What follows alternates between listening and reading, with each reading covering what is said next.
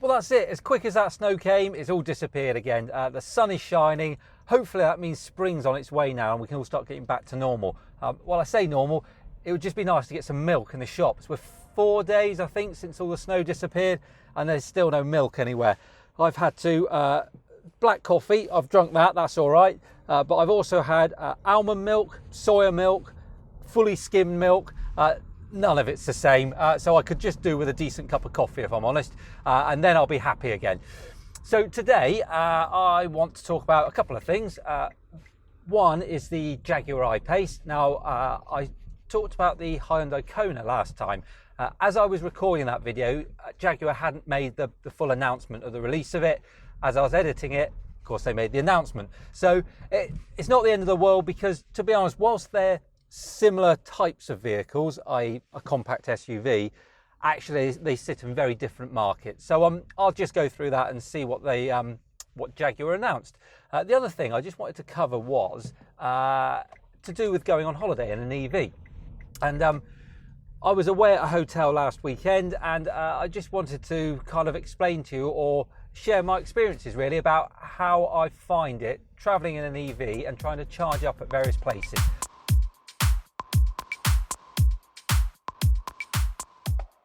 Apologies for my leaking head. I've just finished at the gym and I'm with this lovely sunshine behind the glass. I can't cool down, but I'm not going to complain. It's brilliant just to have the sunshine back, which is quite nice actually, because I want to talk about holidays and taking your EV with you and just my experiences really, as I said before, about driving an EV around the UK and going to hotels and guest houses and things, and actually just being a bit cheeky most of the time. Now, over the last year or so, I've been on several little trips around mainly the south coast of England. And of all the places I've been to, there's only one hotel I've stayed at where I've asked if I could charge up. And they've said, ever so sorry, we have nowhere you can charge. But conveniently, the multi-storey car park right next door had a row of 5 or 6 chargers, which I could just plug into, no problem at all. So at no point has destination charging been a problem for me. Now, normally, I'm quite cheeky. I'm comfortable asking people, generally before I go, I'll phone them up and just say, hi, I'm coming to your hotel, your guest house. Do you have a plug that I could plug my car in for? And I always offer to charge. And I think that's the key to it. Don't expect something for nothing. I think we get quite used to, certainly historically, having free charging because there's so many grants and incentives. There's free charges everywhere. Don't expect it.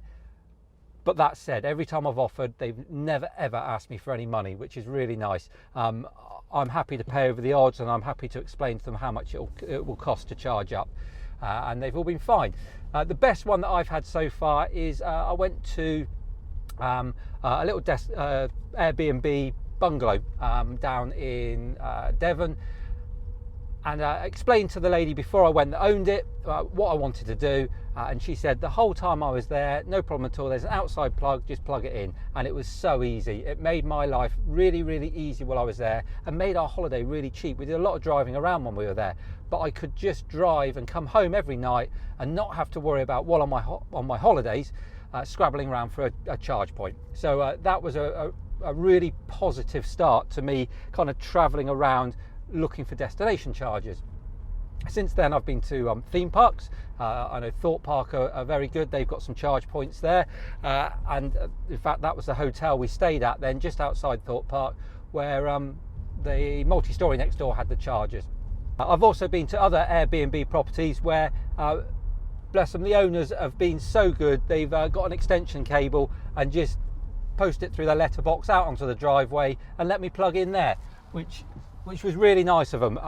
And you know, even when I got there and I realised how difficult it was going to be, I said, look, you know what, I will find somewhere else. They were more than happy to help. So you know, once you start talking to people about it, it's a really nice icebreaker as well, especially when you bring up an electric car to somebody that doesn't really know an awful lot about them. They're getting more and more popular and people want to know more and more about them now, which is really interesting because, as I say, it's a good icebreaker and it gives you something really good to talk about. And certainly going back to that original guest house, I had a message from that lady a couple of weeks ago she has now bought herself a brand new Nissan Leaf, the new one, and I'd like to think that perhaps me talking to her had something to do with that. I don't know. The fact she went out of her way to message me and tell me, maybe it did. But you know, it's just another way of spreading the word. It's great. And then last weekend, I went to a standard hotel just outside the New Forest. We were there for one night with friends, and I actually forgot to ask completely. It was only when I arrived. I knew there was an eco-tricity charge on the motorway not far away. But when I was booking in, I just happened to mention to the receptionist, I've got an electric car. Is there anywhere I could plug in? Would you mind? And she got one of the maintenance chaps to come, and he walked around the building with me, and he said, here's a staff area, we can run your lead through the window, and you're more than welcome to leave it plugged in overnight. And it worked brilliantly. It saved me having to drive to the motorway in the morning to plug in for another 30 minutes.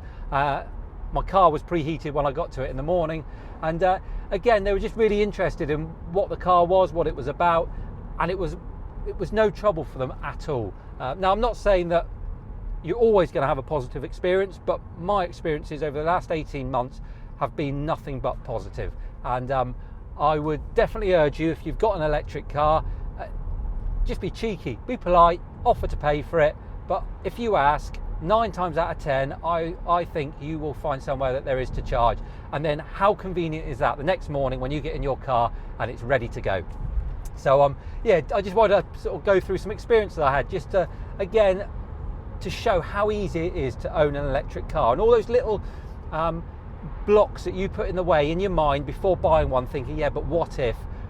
Generally, you can overcome them, and it's quite easy to overcome them if you just ask people. Yeah, so all positive really.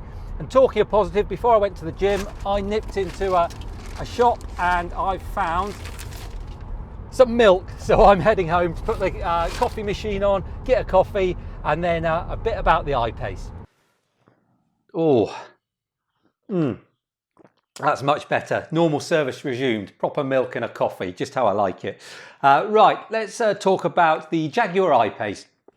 We now know an awful lot more about it. We know what it's going to look like, the levels of spec on each model, how much it's going to cost, when it's going to be released. So I'm going to go through all those bits and pieces just to really update you as to where we are. So the I-Pace itself is going to come out in 3 models. Also at launch, there's a special first edition model. Now, if we look at the base model, it's a starting point of about £63,500, which is about just under $90,000. So it's going to sit in kind of base level Model S, Tesla Model S territory. But when you look through the spec on that base model, I've got to be honest, there's nothing really exciting about it. It's got the stuff you'd expect it to have on a 60+ thousand pound car. So let's look at the first edition version of it, because this is obviously their flagship. This is the one that they want to promote as a brand new car. This is Jaguar's first step into electric vehicles. Now that car is going to sell for about £81,500, which is about $113-ish thousand. So you really are square in the middle of Tesla territory there.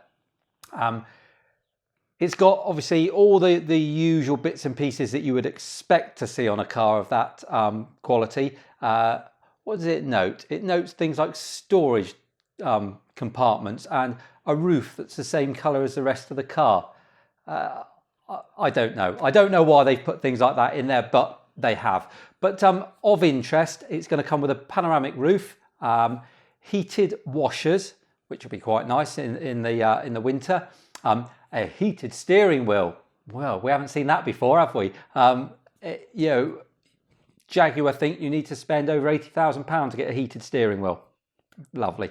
A head-up display, and it gets the driver assist pack. Now, the driver assist pack is basically what we've just seen on the new Nissan Leaf. So adaptive cruise control, it will steer for you in the lane, it will slow down when it sees traffic, speed up, you know, the usual bits and pieces that we've seen in other EVs that are being launched at the moment.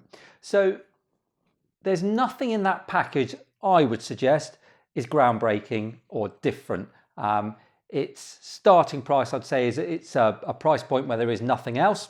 But if you want to start paying an amount of money to get all the features on it that you would probably get on a lot of Teslas anyway, then they are pitching themselves squarely against Tesla. So let's look at some of the facts and figures then. So the range, according to WLTP, is 298 miles. So you can expect probably 250-ish miles of normal everyday driving. Obviously, as I've said before, you can get more or you'll get less depending on the conditions and the way you drive. 90 kilowatt hour battery, so that's a decent size. 0 to 60, 4.5 seconds. 400 brake horsepower, and the battery drives dual motors, which is really nice because it's not all that power just trying to go through being produced by one motor. They've split it between two. So that's what gives you 696 newton meters of torque, which is a huge amount of torque. That is not quite, but nearly double what we were talking about with the Hyundai Kona. So it certainly will feel like it's pulling really, really strongly. The overall dimensions, it is smaller than the Model X, and I think although they're trying to pitch it against some of the Teslas, actually then they're trying to distance themselves because they're saying that they're marketing it as a sports car, not an SUV. It's kind of bulbous and bigger looking like an SUV, but it's got the shape and feel of a car. It'll be interesting to see how people respond to it, to be honest. I think it's a nice looking vehicle, whatever market it sits in. But it is, it's very Jag of today, isn't it? Let's be honest. And if you like that styling, then you're going to like it. When will it go on sale? So they're going to start sales the second half of this year, 2018. So that's where Jaguar are for now. They're kind of sat in their own little place within the market, which is going to fill up really quickly, and there will be more closely matched competitors coming very soon, I'm sure.